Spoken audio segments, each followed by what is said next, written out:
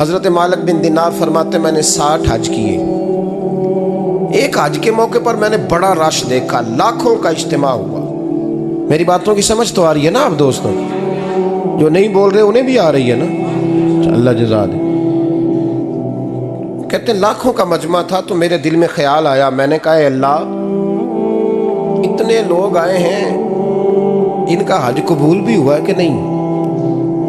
فرماتے ہیں میں سوچ رہا تھا تو رات کو نا خواب میں نے کسی کہنے والے کو کہتے ہوئے سنا کہ سب کا قبول ہو گیا ہے. بلخ کا رہنے والا محمد بن ہارون بلخی ہے، اس کا حج قبول نہیں. فرماتے ہیں شہروں کے علیحدہ علیحدہ خیمے لگتے تھے. اب بھی آپ حج کرنے جائیں تو پاکستانیوں کی رہائشیں علیحدہ ہوتی ہیں، انڈین کی علیحدہ، بنگلہ دیش کے علیحدہ، مصری، یمنی، سب لوگ علیحدہ علیحدہ رہائشیں ہوتی ہیں، جھنڈے لگے ہوتے ہیں ملکوں کے. کہتے ہیں میں نے سویرے اٹھ کے ڈھونڈنا شروع کر دیا. ڈھونڈتا ہوں وہ بندہ ملے. کہتے ہیں جہاں بلخ شہر کے لوگ رہتے تھے وہاں چلا گیا تو میں نے لوگوں سے پوچھا تم میں محمد بن ہارون بلخی کون ہے؟ لوگ کہنے لگے وہ تو بڑا نیک آدمی ہے، پرہیزگار ہے، بڑے بولے بھالے، بڑے اللہ والے. ریاض آپ کو بس ہم ہی جانتے ہیں، وہ تو بڑا نیک ہے، پرہیزگار آدمی. میں نے کہا اچھا کہاں ہے؟ انہوں نے کہا پہاڑ کے پیچھے اس نے خیمہ لگایا ہوا ہے، ساری رات عبادت کرتا ہے، سارا دن روزہ رکھتا ہے، قائم اللیل ہے، صائم الدہر ہے. کیا بات؟ فرماتے ہیں میں ان لوگوں کی بات سن کے حیران ہو گیا کہ مجھے کیا بتایا گیا، یہ کیا کہہ رہے ہیں. فرماتے ہیں میں پہاڑ کے پیچھے گیا. حضرت مالک بن دینار علیہ رحمہ فرماتے ہیں جب میں وہاں پہنچا تو میں نے اس شخص کو مصلی پہ بیٹھے دیکھا. کثرت عبادت کے آثار اس کے وجود پر نظر آ رہے تھے. سیدھا بازو اس کا کٹا ہوا تھا. فرماتے 2 رکعتیں مکمل کر کے نا میں نے اسے السلام علیکم کہا تو مجھے کہنے لگا وعلیکم السلام، آپ مالک بن دینار ہیں؟ میں نے کہا بڑی اس کی فراست ہے. فرماتے پھر اس نے ٹھنڈی سانس لی، کہنے لگا آپ کو خواب آئی ہوگی کہ میرا حج قبول نہیں ہوا. فرماتے ہیں مجھ پر اور بجلی گری کہ کیا کہہ رہا. فرماتے میں نے کہا یار لوگ بھی تیری تعریف کر رہے ہیں اور تیری بصیرت بھی بڑی ہے، تو یہ ماجرا کیا ہے؟ کہنے لگا آپ نہ پوچھیں. یہ کہہ کے اس نے رونا شروع کیا، دیر تک روتا رہا. میں نے کہا نہیں یار تو بتا. کہنے لگا نہیں آپ نہ پوچھیں، آپ ناراض ہوں گے. میں نے کہا میں نہیں ہوتا، تو بولنا.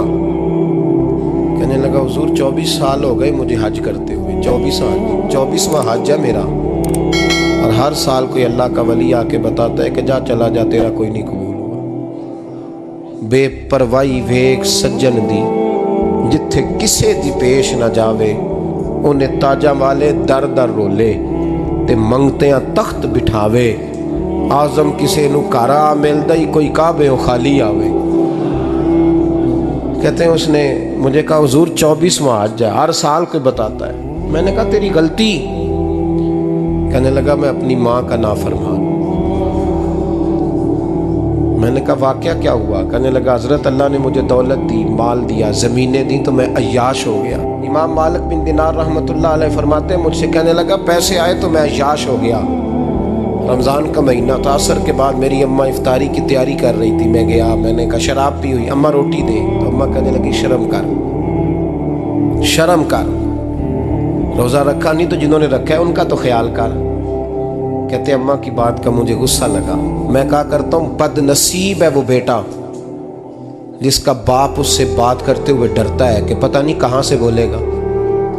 بد نصیب نہیں وہ بیٹا جس کی ماں اس سے بات کرتے ہوئے سہم جاتی ہے کہ پتہ نہیں کون سی بولی بولے گا. بد نصیب نہیں کہ ماں باپ بھی جس سے کھول کے بات نہ کر سکے. حضرت مالک بن دینار سے کہنے لگا اماں نے جب کہا نا شرم کر تو مجھے غصہ آیا. میں نے ماں کو تھپڑ مارا اور میری ماں جلتے ہوئے تندور میں گری.